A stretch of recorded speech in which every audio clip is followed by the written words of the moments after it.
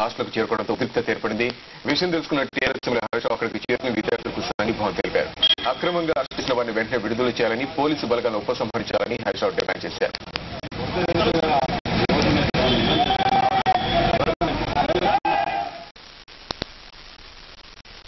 Nizam college hostel వద్ద ఉన్నాము.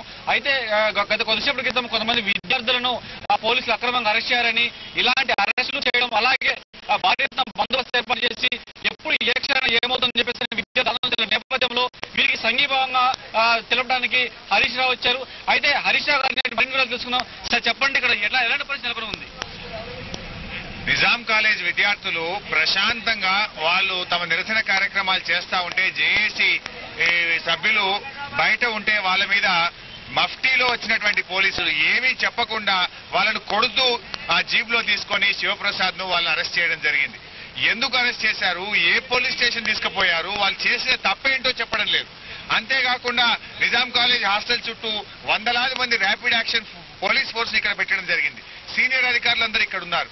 లోపలుండే విద్యార్థులు ఎప్పుడు ఈ ర్యాపిడ్ యాక్షన్ ఫోర్స్ మా మీద దాడి చేస్తుందో, మమ్మల్ని కొడుతుందో అనేటువంటి ఒక భయంలో, ఆందోళనలో విద్యార్థులు ఉన్నారు. అందువల్ల ఈ విద్యార్థులకు మద్దతుగా రవీందర్ రెడ్డి ఎమ్మెల్యే గారు నేను ఇక్కడ రావడం జరిగింది. మేము 2 విషయాలు వాళ్ళకి అధికారులకు చెప్పాం. మీరు అరెస్ట్ చేసిన శివప్రసాద్ ను వెంటనే విడుదల చేయాలి, ఆయన్ని ఇక్కడ తీసుకురావాలి. 1.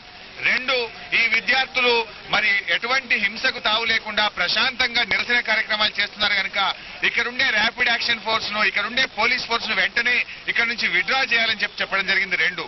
3వది, మళ్లీ రాత్రిపూట విద్యార్థులను గాని జేఏసీ నాయకుల్ని అరెస్టు చేయము అనేటువంటి ఖచ్చితమైన హామీ ఇవ్వండి. లేనట్టయితే ఈ రాత్రి నేను గాని రవీందర్ రెడ్డి ఎమ్మెల్యే గారు ఇక్కడే పడుకుంటాం, మేము ఇక్కడి నుంచి వెళ్ళము అని చెప్పి వారికి చెప్పడం జరిగింది. వాళ్ళు ఒకవేళ వెంటనే పోలీసుని విత్డ్రా చేస్తే మంచిది, విత్డ్రా చేయకపోతే మేము ఇక్కడి నుంచి కదలమని చెప్పి వారిని హెచ్చరిస్తా ఉన్నాం. ముఖ్యంగా పోలీసులు చాలా దుర్మార్గంగా వ్యవహరిస్తున్నారు. ఈ రోజు ఒక నిజాం కాలేజీలోనే కాకుండా తెలంగాణ వ్యాప్తంగా కూడా వందలాది మందిని అరెస్ట్ చేసుకుంటూ అక్రమ కేసులు పెడతా ఉన్నారు. నిజామాబాద్ లో ప్రభుత్వ ఉద్యోగులని కూడా చూడకుండా 8 మంది ఉద్యోగస్తుల మీద కేసులు పెట్టి ఈ రోజు బెయిల్ రాకుండా జైలుకు పంపారు. మీరు ఒకటే చెప్తా ఉన్నాం, తెలంగాణ ఉద్యమాన్ని అరెస్టులతో మీరు ఆపుతామనుకుంటే అది మూర్ఖత్వము. అరెస్టులతో ఉద్యమంలో అలజడి చెలరేగుతుంది, ఆందోళన చెలరేగుతుంది. ఆందోళనలో మరింత హింసకు తావిచ్చిన వాళ్ళు అవుతున్నారు. అందువల్ల దయచేసి ఈ అక్రమ అరెస్టులు ఆపండి. తెలంగాణ ఉద్యమకారుల పట్ల వేధింపులను ఆపండి. సమైక్యాంధ్ర ఉద్యమంలో ఒక్కడిని అరెస్ట్ చేయరు, ఒక్క చోట లాఠీ చార్జ్ చేయరు, ఒక్కడిని జైలుకు పంపరు. కానీ తెలంగాణ ఉద్యమంలో చెయ్యని తప్పుకు కేసులు పెడుతూ నాన్ బెయిలబుల్ సెక్షన్లు పెట్టుకుంటూ ఒక్కొక్క కేసులో 10 మందిని 20 మందిని జైళ్లకు పంపించి ఉద్యమాన్ని అణిచివేయాలనుకుంటున్నారు.